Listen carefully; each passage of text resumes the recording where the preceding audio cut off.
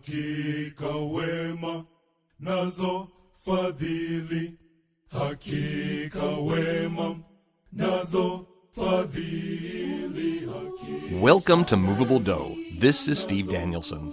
Each week, I get to sit down with a living composer and talk about their lives, their musical journeys, and of course, their music. Join me and take a peek inside the mind of a composer. For a complete archive of episodes, as well as access to the shorter segments called Movable Snippets, visit my website, sdcompose.com/movabledough. Hey, this is Steve. Thanks for joining me for this episode of Moveable Dough. My guest today is Bryon Black II. A native of Akron, Ohio, Bryon received his BM in music education from Ashland University and his MM in choral conducting from Kent State University. He's currently pursuing a Doctor of Musical Arts degree in choral conducting at the University of South Carolina. Bryon's compositions have been performed by ensembles at Kent State University, Slippery Rock University, and the University of Lincoln, Nebraska.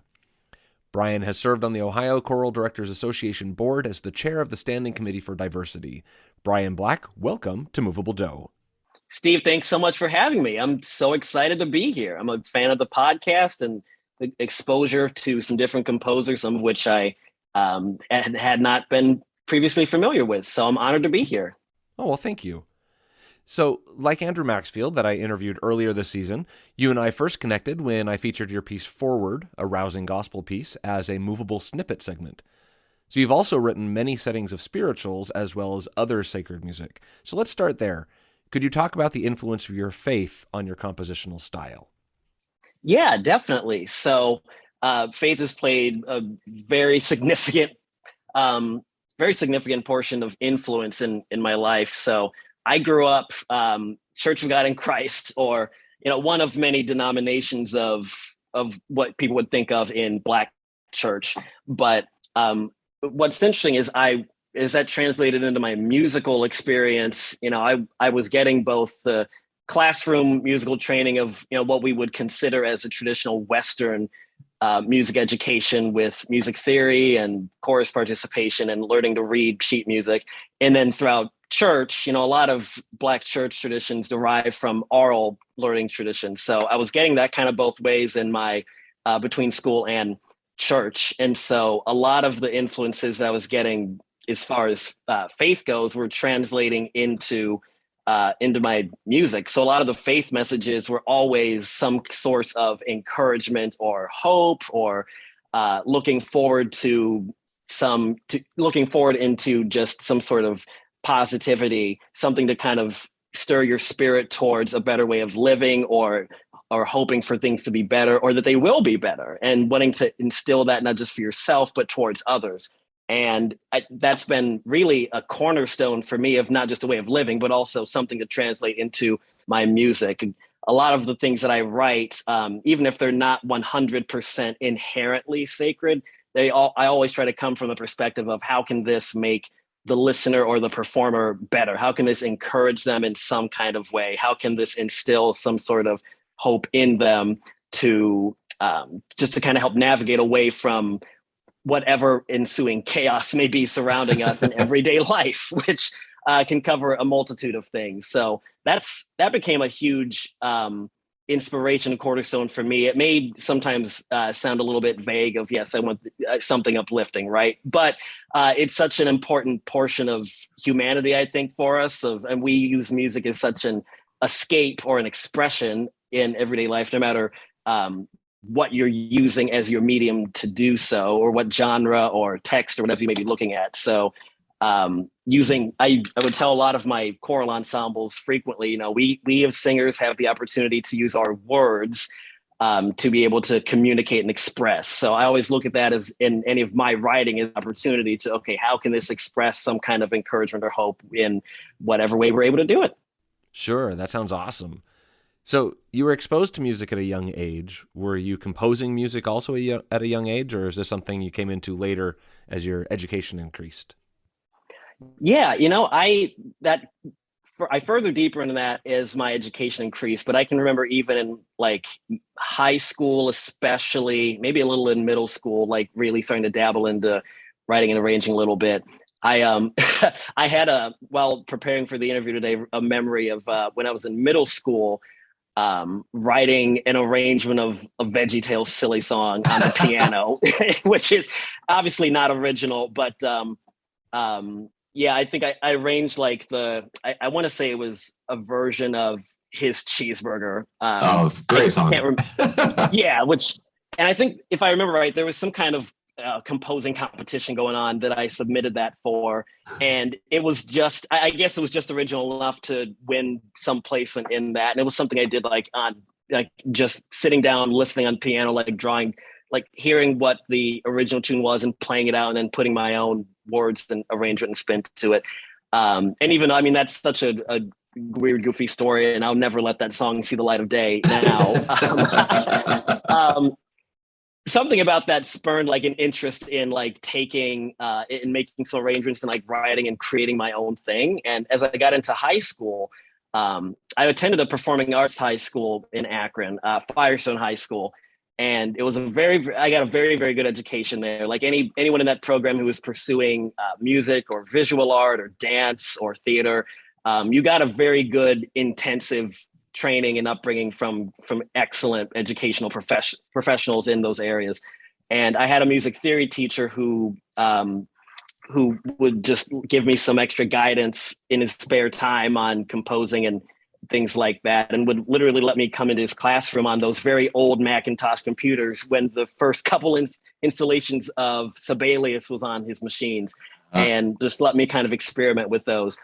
And at the same time, I was very involved in the choirs there. I think I was in 4 out of the 6 choirs over the course of my time there. And so I was starting to get influence from different genres, especially anything 20th century to 21st. I was very, very influenced by. And between that and like the music theory background, I was getting in part writing and dictation and things like that. Like I was really starting to get further into the writing process and taking what I was hearing from the oral tradition and now learning how to physically write it down in sheet music and things like that. So that, like, over the course of high school, I did a lot of like experimental writing in learning different things. And added to that, I was also very, very influenced by Take Six. My father is a huge jazz fan, and he has an excellent ear. And that also kind of transferred a little bit into some of my influences. So a lot of like the jazzy, like 9 chords and like crunch chromatic writing that they'll use, that you'll hear in some of their voices like that. And I was influenced both by like the sounds that they were creating with just their own voices, and with how they were like preparing to write some of that stuff and how it was a blending. I was just like incredibly fascinated. Like, these are sounds that people are making just with their human bodies. Like, what is this? It was, it was so fascinating. So pairing like a lot of that together, like I was just like throwing a lot of things at the wall in my own writing of, what was possible.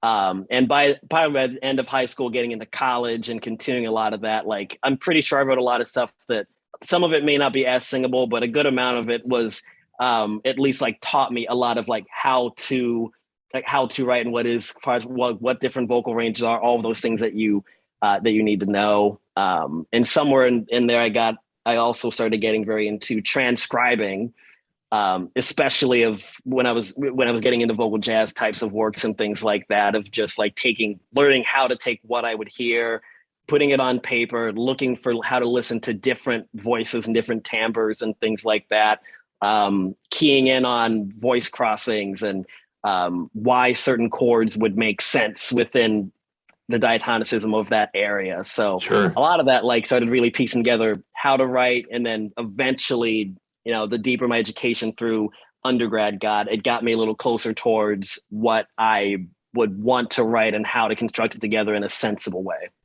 Sure. Were there any particular composers that you were looking at as you were beginning your process, saying, I want to figure out what they're doing?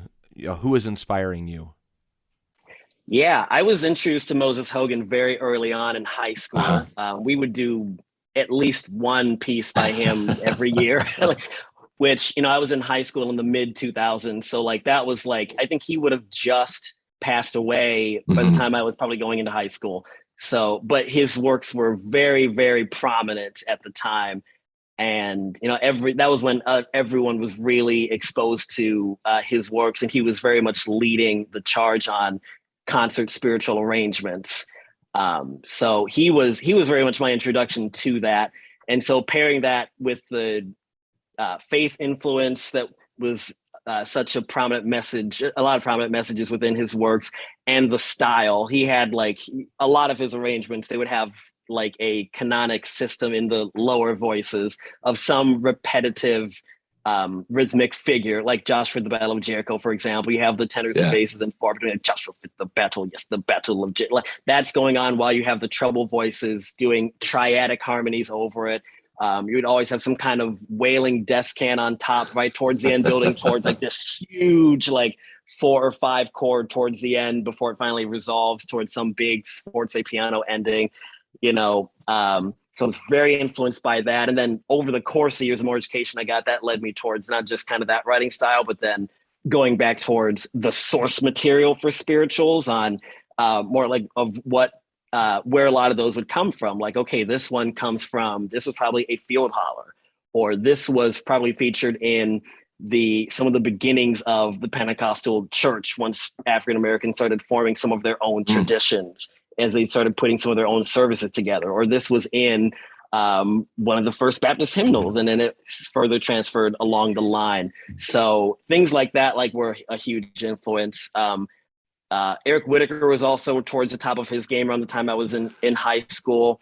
And for me, a lot of that influence was just a lot of like him, like as he would stack all of those different cluster chords. In high school, of course, like that was fascinating, no matter, what you were singing, of just hearing this like huge wash of sound with notes laid on top of notes. So somewhere, like, I'm pretty sure somewhere in like within mid high school, I was experimenting with doing that same sort of thing, like in just saying like, okay, how much in Divisi can you really get away with and still blend all of it and have it and approach it like so that, it's legible and hearable and everything makes sense, right? So a lot of their stuff was very, very prominent. And then even going further back, like I got also very into I think I got very into Brahms a little bit, especially as I got into my master's as well. I had a master's professor at Kent State, Dr. Scott McPherson, that was a gigantic Brahms fan, and that got me a little bit into some of the writing that he would put like in his Requiem or some of his motets. Handel also, I was very, very huge, still am very huge into Baroque music, and his Messiah is like one of my all-time favorite things. I'm super fascinated by how quickly he put that whole thing together, which was the way for composers then. Like, that was their living. They were the chorus masters, and had to have something prepared every single week, whether it was a cantata or a new motet or whatever the case was. So yeah, the writing style of the different melismatic passages and different contrapuntal things that would that paired the text to the different writing styles and things that you saw was just fascinating to me. And I can say the same thing about J.S. Bach too, with just how a lot of the vocal styles that were very, very much like you're hearing like instrumental passages that you would hear for a woodwind instrument, but now in a treble voice. And it goes on and just continues cascading for multiple measures at a time. You have no idea where to breathe, but the way that it's continuing and it's going systematically, like, so I would every once in a while, I would find like an area to put in one of my pieces of writing, even if it was like a short fugue or something like that would still be singable, but make sense contextually within a phrase that I might be writing, not just an idea to throw it in just to do it, but something that would elevate whatever the text is. And I think that's something that those composers kind of exposed me to as well, was not just using a compositional device because you think it's interesting, which was probably what I spent the first 6 to 8 years doing because I was young and it was fun, right?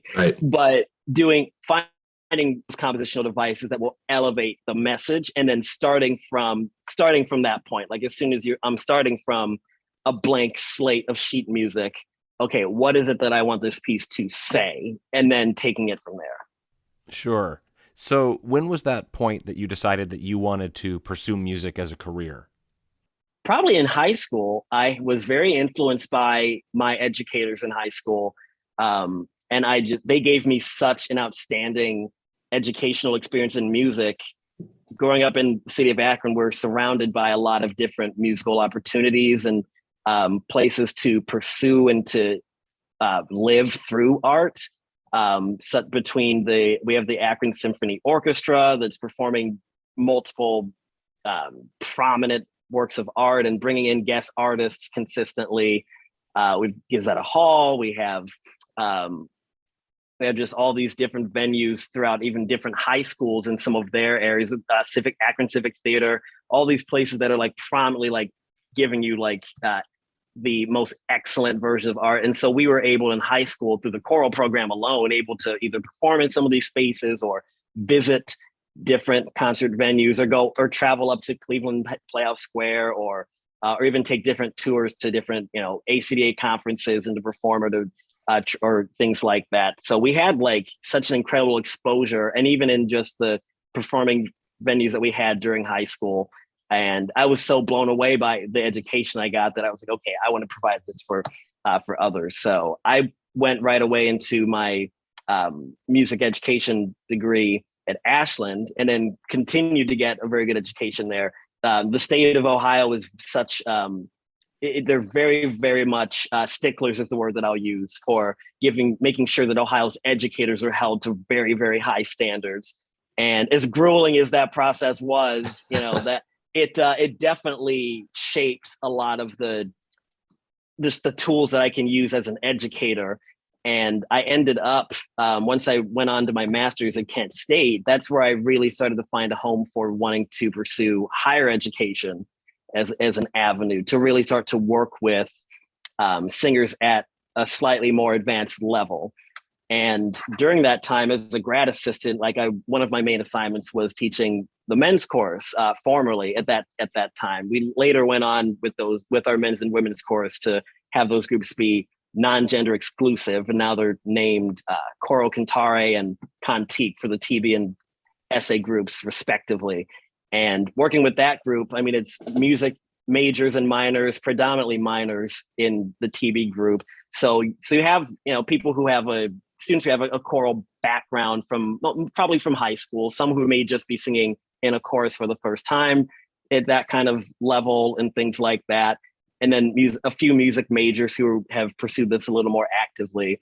And it was a great space for me to be able to learn how to bring people from multiple different vocal experiences and backgrounds to a level playing field. So you have the mix of largely amateurs, but still at that interest level to where they really want to pursue this because they want to. You're in college, it's an elective. No one's, it's not a requirement for you unless you're a music major, but it gives you the opportunity to be able to enhance their education by trying a variety of different things. And so that really became kind of a musical playground of sorts for me, both from an educational perspective as a graduate assistant, building my skills.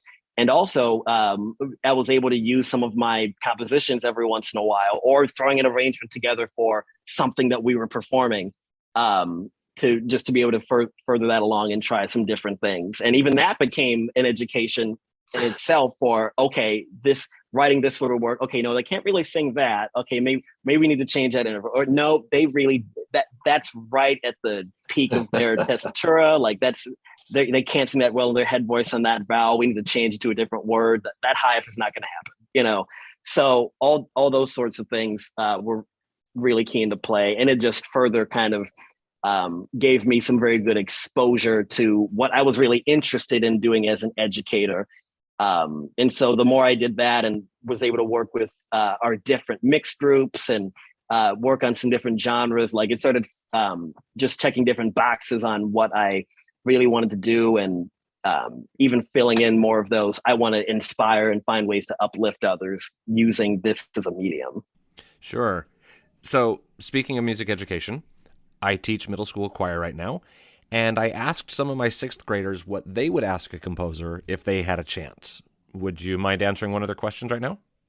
Yeah, absolutely. All right. So Ilea asks, Out of everything you could have done in life, why did you choose music? Ooh, that is a very good question. Um, wow, I would say I chose music because I know it's where I belong. I think if I was doing anything else, I might be okay, but I would know that something is missing. Sometimes no matter who you are and what age you are, you spend a good amount of your time like trying to find what you're good at or what you're really passionate about. And music was one of those things that just helped me to connect to what that is, and not just doing music, but being able to do it with other people, and being able to learn that I have different skills in it.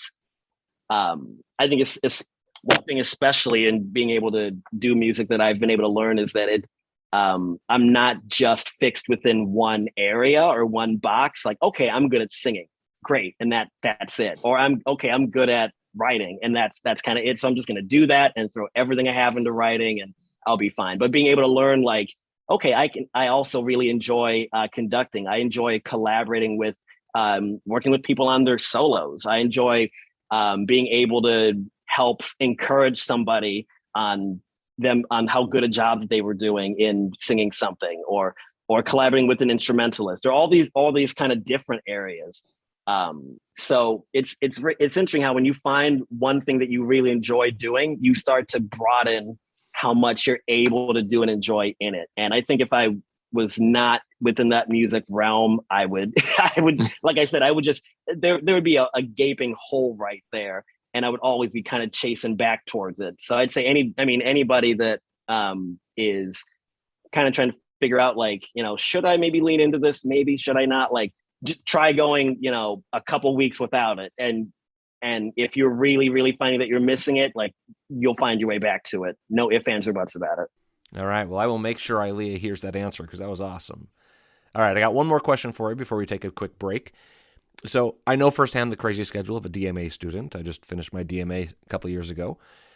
So when you are not doing DMA stuff, what do you do to relax? What sort of hobbies do you have outside of the DMA craziness? Yeah, it gets a little tricky at times to figure out what that is. But honestly, I'm very big on family.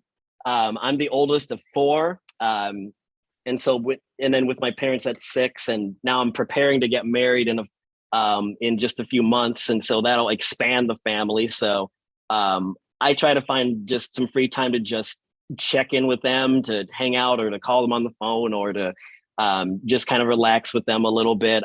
I've always been extremely close to my family growing up. And thankfully my fiance, like, we're both very similar in that regard. So, her and I both, like, will, right now, like, we'll either be going on dates, or right now, since we're still living in separate states leading up to the wedding, we'll, do a FaceTime date and just chat or talk, or watch a movie virtually on Zoom. It's fun. An Amazon Prime or something like that. I'm still right now getting to know the city of Columbia.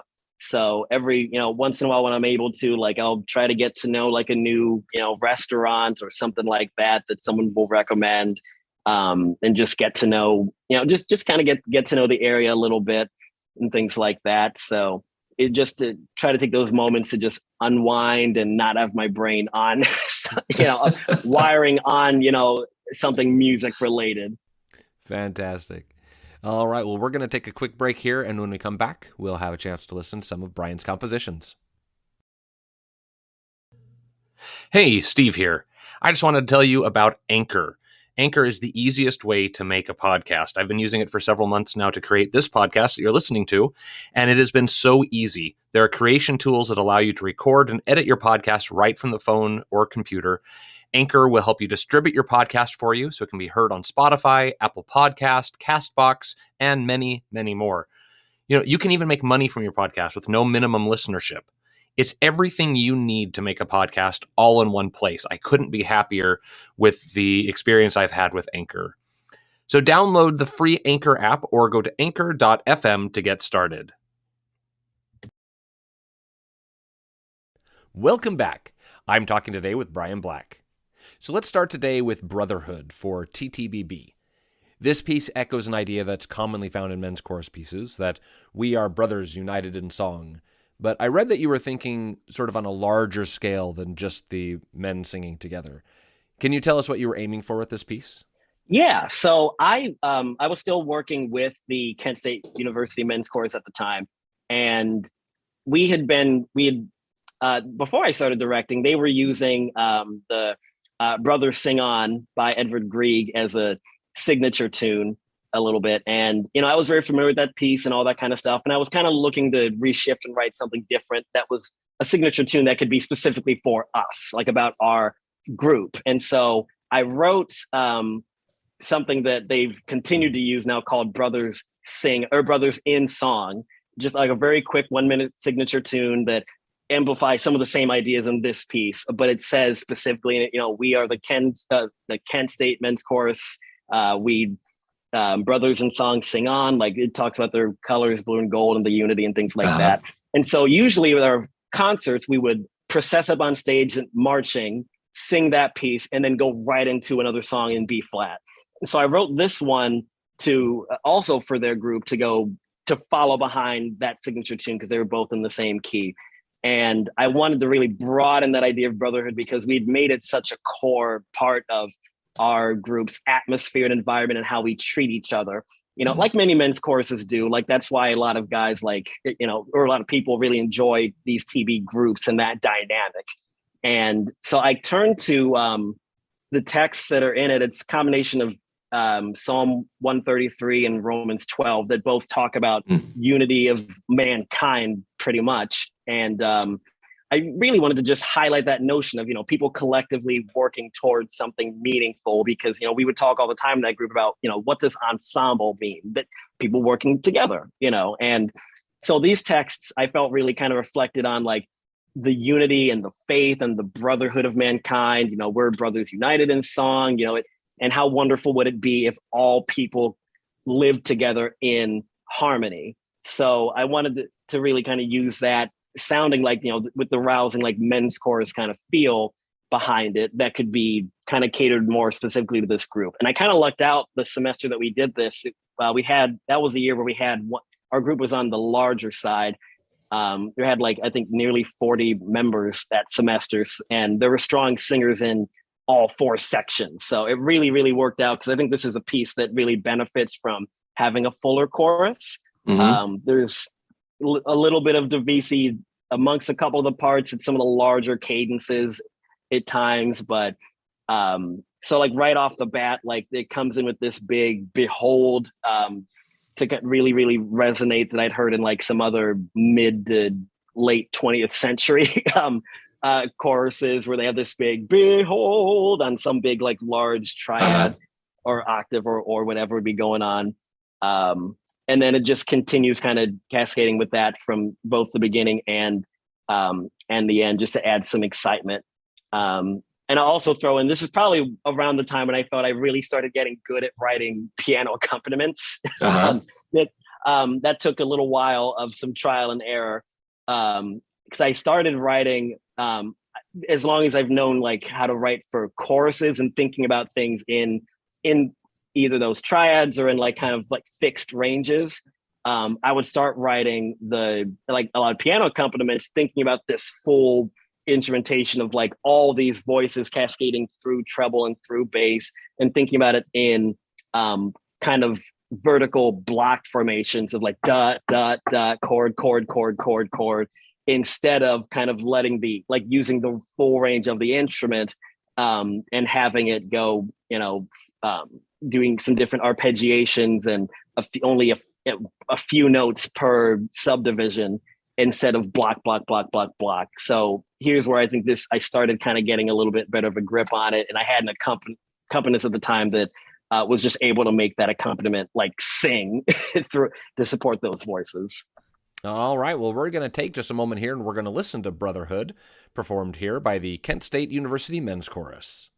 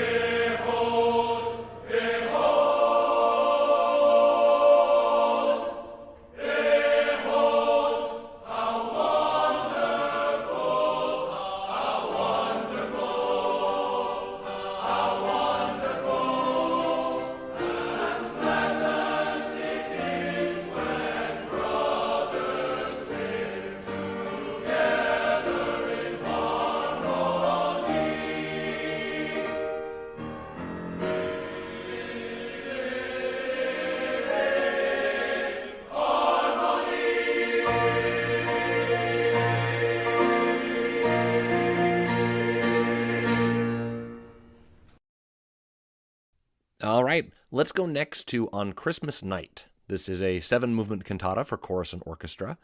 Can you talk to us about writing this piece in general, and perhaps something about the titular movement that we're about to listen to? Yeah, so this was one of the coolest things I think I've ever worked on. I was the director of music at Talmadge Lutheran Church, township within Akron, Ohio. And every year, like many churches, we would do a December Christmas cantata service or lessons and carols. And at the time, I had just finished my master's and I wanted to write the cantata. And I had some arrangements of different Christmas carols and hymns at the time. And I wanted to try to put some of those together in one work and add some more things to it. So I spent that summer doing just that. And I put some things within the chorus and spent some time with each carol and which hymn and said, okay, which ones do I want to really highlight? How can I theme some of these together? And what scriptures can we put in between that will make these make kind of cohesive sense? And just use the different familiar carols that everyone would really get behind. But I wanted to approach each one with how can I make these stand out as interesting, because everyone's heard a million different arrangements of Joy to the World and Silent Night and O Holy Night and things like that.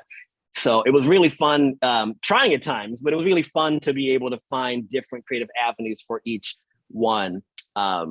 We had different instrumentalists in the church and even in the Kent State community that I was able to call on. So the instrumentation was a little interesting just from writing for what I knew I had. Sure. But I think On Christmas Night was the opening piece for this whole set. And then I ended up titling the whole work behind it. And truly, this is one of the things I think I'm the most proud of writing, this piece in particular.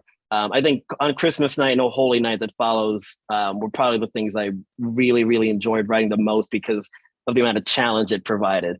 So on Christmas Night, the whole orchestration, there were, I believe it was flute, clarinet. I have two horn players. So like one F horn and one, it was a couple of trumpets and then the piano, 5-part strings, and let's see. Yeah, I believe that was it. And so, and then a bass trombone. That was the other one. And so putting all those together and trying to balance them was quite a project. But thankfully, we had the forces in the chorus to pull it off. So the recording is actually the second time we premiered it, and I combined the church choir and the choir that I began, the Harvest Choir, which is a collaborative of several musician friends from all over multiple communities of mine between the church and some Kent State students and grads and some other friends of mine from the Akron community and family members. And this arrangement in particular, like I started it off with this very bombastic opening that I really wanted it to feel like Christmas and like the rush and excitement and the flurry of, oh man, okay, it's the day after Christmas. We're starting the holiday season. There's excitement, there's craziness, there's insanity, but we're going to celebrate the fact that it's Christmas night. So starting off with that first verse, once the chorus comes in unison with the On Christmas night, all Christians sing to hear the news the angels bring. Starting in that like kind of moving, lilting 6/8 to give it that kind of buoyancy, just to keep it as kind of this dancing figure. I ended up splitting it into 4. I used 4 verses. I believe it's all 4 of them, and gave each one of them some different distinct characters and instrumentation behind it. So the opening, after the symphonic opening that occurs, the first verse is just features the chorus prominently with just the piano and strings underneath it. The second verse, the then why should men on earth be so sad, just the tenors and basses with the brass accompanying them, with just that 4-part brass quartet, just to give them some umph. And then the sopranos and alto sing the third verse, the when sin departs before his grace, with the strings and the woodwinds doing a bit of a duet with them. And that's in a key change. I'm a huge sucker for key changes. There's not too many of my works that just stay in the same key. And friends of mine that have performed a handful of my pieces with me, like every time I tell them, all right, hey, I've got a new piece. They're like, oh, there's a key change, isn't there? It's almost always the first question. But then this one goes back into the original key of G major for this Alargando broadened, out of darkness we have light, to like really draw it out until the big glory to God and peace to men, with an amen at the end. When I re-performed this work at our with the Harvest Choir, I did just 3 of the set out of this cantata and ended it with On Christmas Night, since it has the amen and has this big bombastic, triumphant feel towards it. And I think it could truly go anywhere within any set if someone was doing the full work, or if it was closing a concert or a set or anything like that. And I think that this could easily be performed whether it was with the orchestration or even just SATB and piano, or if you wanted to utilize the woodwinds or something within it, like it could easily be adaptable to anyone wanting to use it. And the lines are just singable enough, I think, for whether it was your someone's church choir or community chorus or high school choir, even depending on what forces you have to go with you. And I'm a huge Christmas person, and so every year, like, this is definitely one in just my personal listening that I go back to. And I was very proud of the recording that came out with this one. And I have the recording of this also available on Apple and Spotify from our Beneficium album with this recording. So anyone that wants to perform this, like, I would highly recommend it. It's a good time. All right. Well, we're going to go ahead and listen to On Christmas Night, performed here by the Harvest Choir and Talmadge Lutheran Church Chancel Choir.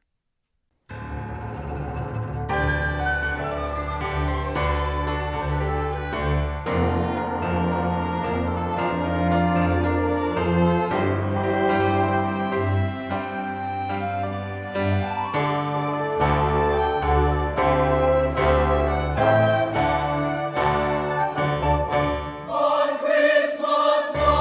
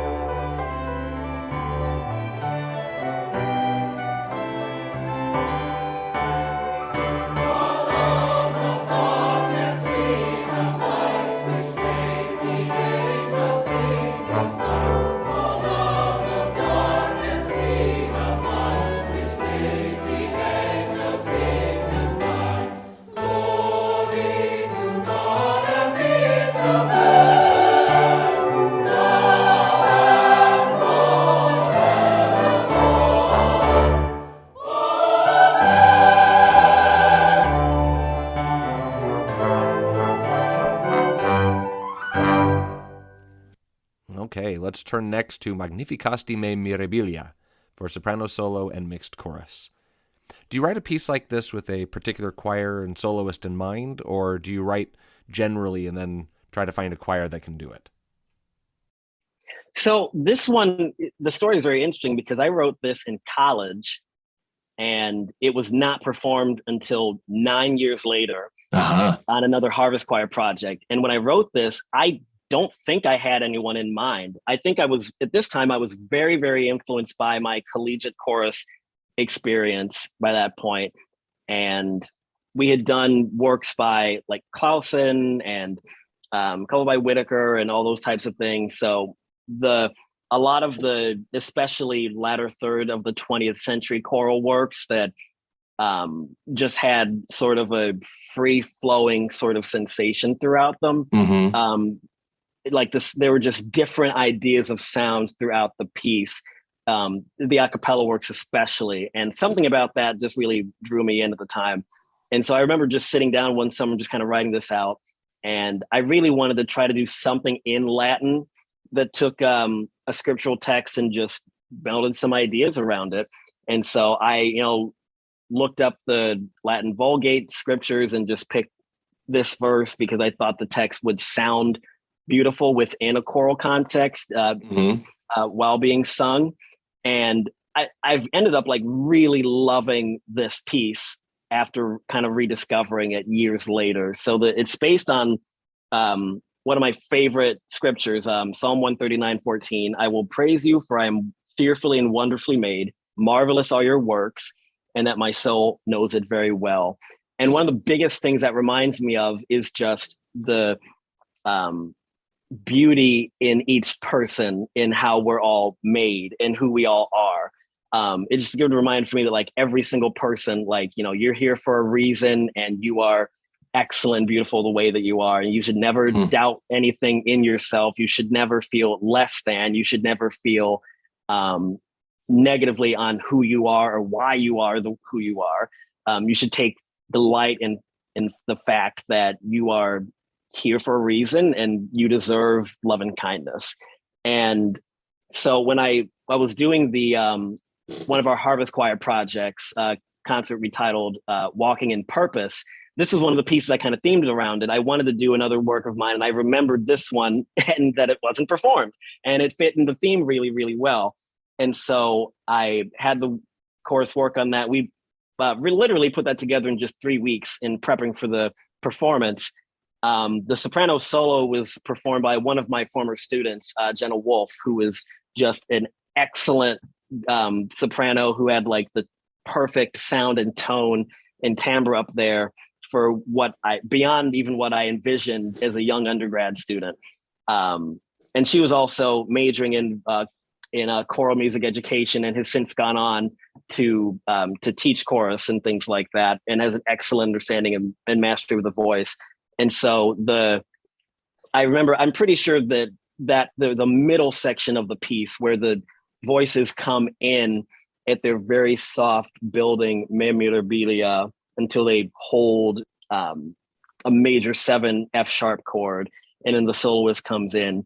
There's a section within Clausen's All That Hath Life and Breath Praise Ye the Lord that I think I'd sung in college, where the voices, before they go into kind of this aleatoric section of chanting the title text, they all sustain a pitch and change on different chords one by one as a soloist comes in. So I had some influence of that, but of course, in recreating my own thing, just held that chorus moment there as they all build for a little bit, and just had the soloist sing through that text on "You're beautifully and wonderfully made" before the chorus then canonically builds up towards that last huge "Opera tua et anima mea," or the "My soul knows it very well, marvelous are your works."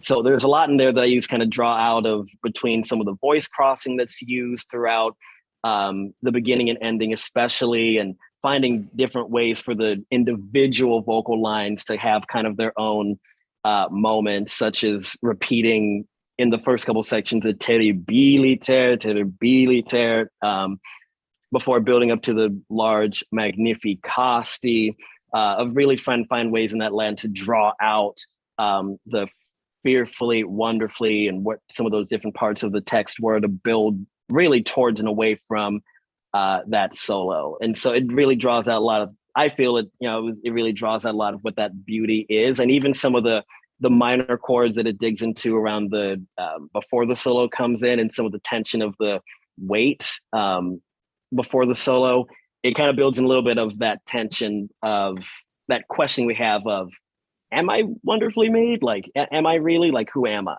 Some of those inner dialogue questions that we kind of have with ourselves before the final resolve towards the very end, after some of the larger forces of the piece. When they come back into fortissimo, it's almost like this gentle return once they get towards the last two measures of Novit Nimis. Wanted to give it kind of a peaceful resolve is probably the best way that I can say it, of, okay, I accept this. It's kind of like an amen without saying amen. So yeah, I really enjoyed being able to premiere this piece for this concert. And since then, this piece has just recently been picked up by the William Jewell College in Kansas City with conductor Anthony Maglione. They performed it a few months ago in November, and I've since learned that they'll be taking it on their May tour to England and Scotland, which I'm very, very excited about. That'll be the first time, to my knowledge, that one of my pieces will be performed internationally, which is very, very, very exciting news. All right, well, we're going to listen to Magnificasti me Mirabilia, performed here by the Harvest Choir.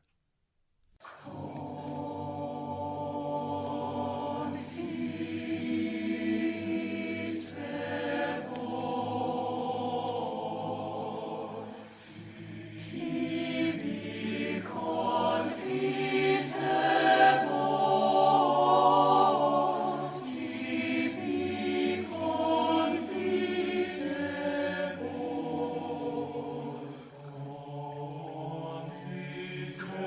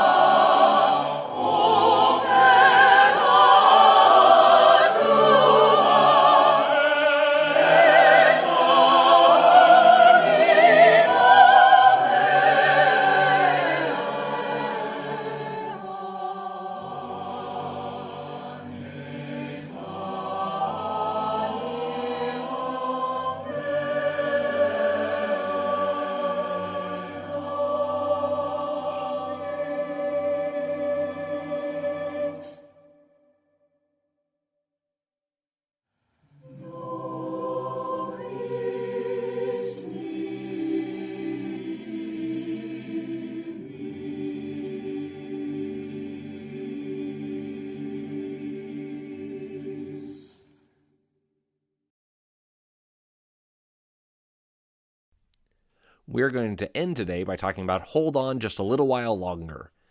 So this is a spiritual that you arranged for alto solo and mixed chorus.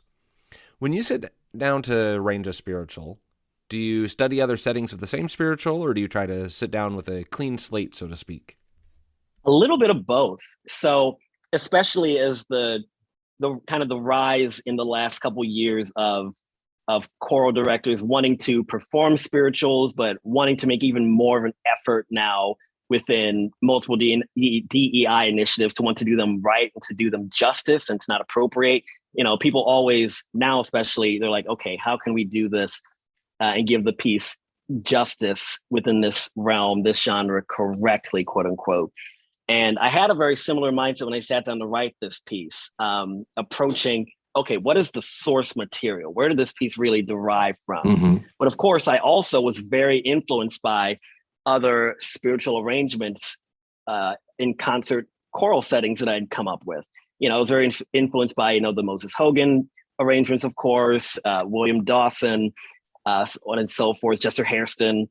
And so even though I wanted to do and kind of honor some of what they had left, I also knew I wanted to do something different with this one. So Hold On Just a Little While Longer, really this derives from a field holler, which during slavery was literally just the slaves would just kind of cry out, and it would be either just their groanings on how they felt in that moment, or it could have been them communicating to someone else how they felt, or something that was going on, or checking on each other while they were working, or a plan for escape. And so this one, you only have just the opening line in the piece, just the hold on just a little while longer, everything will be all right. And that's all you have. And so that's not a ton to base an entire piece on, but I knew I wanted to kind of take that and build some more into it while honoring what was going on. So when I wrote this piece, I was collaborating with my good friend, Darrell LeGrare, who is an excellent composer and arranger from Akron, Ohio. I've known him for years. He has tons and tons and tons of very complex arrangements of sacred works and spirituals. And, we both kind of grew up listening to those types of pieces, and Take Six and jazz and all those kinds of things. And his arrangements are usually very dense. He uses a lot of canonic material and multiple divisi, and it takes a lot of work and concentration to navigate one's own part while he has 19 other voice parts doing something. But he approached me and wanted to do a concert of our arrangements of spirituals. And so we did it in the fall of 2018. And it was kind of like a lecture recital, if you will, of us presenting our fresh arrangements of renditions of different spirituals and kind of educating the audience on where they came from and what we wanted to say with them and things like that. And the chorus we put together with those was a group of just all African-American friends and family members who were all incredible choristers that we had known for a long time. And so this one, the soloist in the recording I used for that one was, her name is Jennifer Jones. She's a very renowned recording artist and musician in Akron. She formerly, until just a few years ago, was the chorus conductor for the annual Gospel Meets Symphony concert in Akron with Akron Symphony Orchestra and chorus.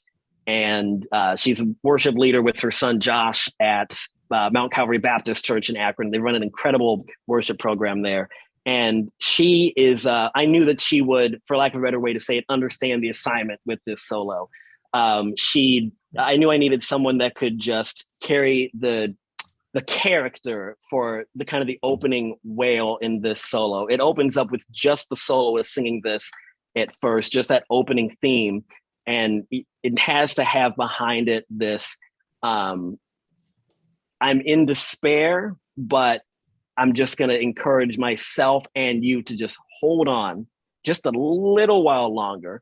Soon, one day, everything will be all right, which is kind of, the idea behind multiple spirituals, whether it's especially those that are longing for the escape, longing for the hope, longing for the promised land or the better day or heaven or escape or whatever, something that is not their present disparity.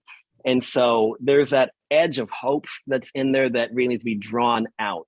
And so the lingering, the laboring in that tone, I knew that she would really, she grew up with a lot of these types of pieces herself. And so I knew that she would be able to portray that instantly to an audience, especially on a solo that is really that exposed.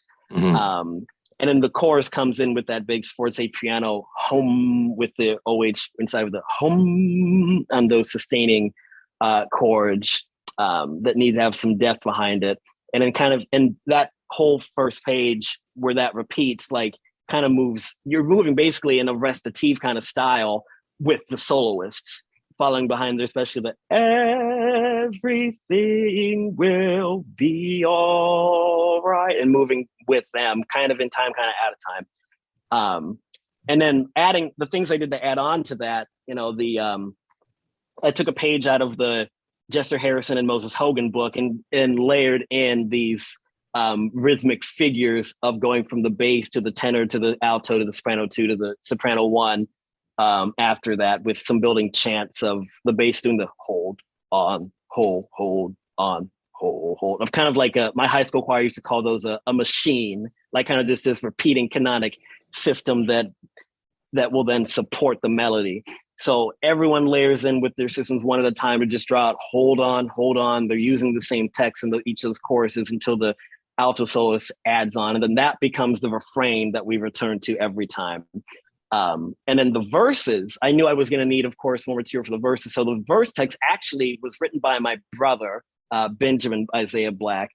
At the first Harvest Choir performance we did, he wrote and read a poem called Carry Me, Jesus. And we used the text from that poem for the verses of this text. So there's some original material in there that the soloist portrays over the chorus. So like I'm tired of walking down this road, Lord, help me lift this heavy load. And I need to finish this path. I need somebody else, so please don't leave me by myself. Everything that she's layering in is taken from that poem, because I knew that would fit thematically with all of these ideas of, you're getting this constant plea to hold on, like you're praying and pleading that things will get better, while still simultaneously having to encourage holding on to the listener. So everything that's going on in there is just working synonymously together until it finally culminates in the ending. Everything will be all right. And also took a page from some of these other spirituals, and it lands on this big minor chord with the soprano descant going up to a high C sharp and coming back down, and then a raised 6, the D sharp in the tenor, because I just couldn't I couldn't help myself with throwing that in there, because that's just one of my favorite things. But yeah, I absolutely loved writing and performing this piece. I remember being so proud of it when I finished, and I was like showing it to everybody I knew.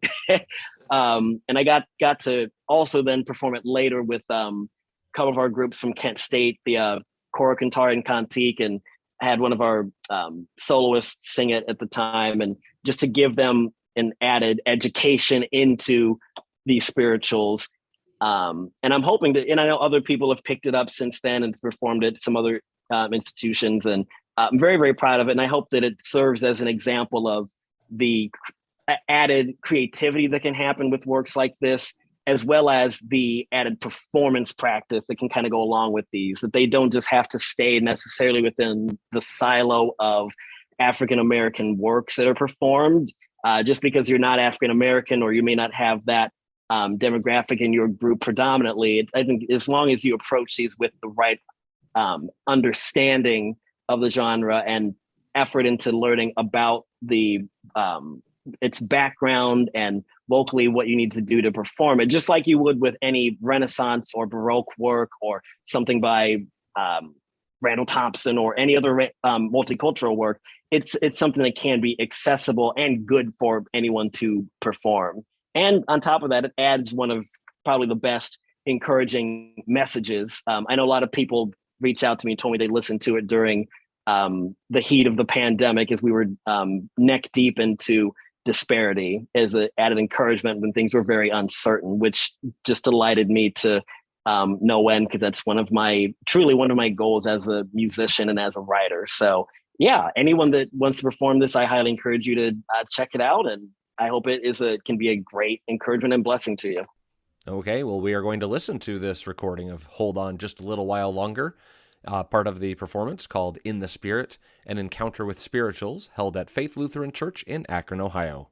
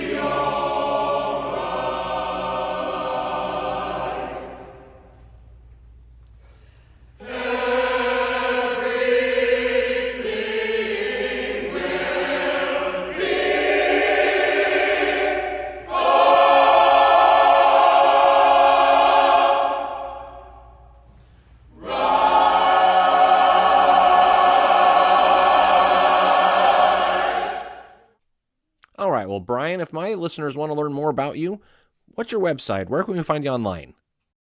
Yeah, my website is BryonBlackII.com. So that's BryonBlackii.com. Just make sure you're typing in Bryon and not Byron. I get that mistake quite often. But yeah, on my website, you can find a variety of recordings of some of my works with different groups over the course of some years. You can also find sheet music of multiple compositions and arrangements of mine. You'll see a lot of perusals there. And for some pieces, even different resources such as rehearsal tracks and such. There's works in there for mix courses, one for TB, and some different ones for church as well. And I plan to continue updating those as time goes on. And you can contact me through that website or even by email at bkblack28@gmail.com if you're interested. I would love to be able to collaborate with you or to answer any questions or to have you check out or purchase some of my pieces. Sounds good. And hey, listeners out there, make sure that you also rate and review Moveable Do on whatever platform you're using. If you don't really like writing reviews, then write me a good music joke. If leaving reviews isn't really your thing, then join us over on the Moveable Do listeners group on Facebook and let us know what you think of the show. Bryon Black, it has been a pleasure to get to know you today. Thank you for joining me on Moveable Do. Thanks so much for having me, Steve, and thanks everyone for listening. My guest today was composer Bryon Black II. If you have a recommendation for a future guest or an idea for the show, please email me at moveabledo@gmail.com. This is Steve Danielson. Keep the music moving.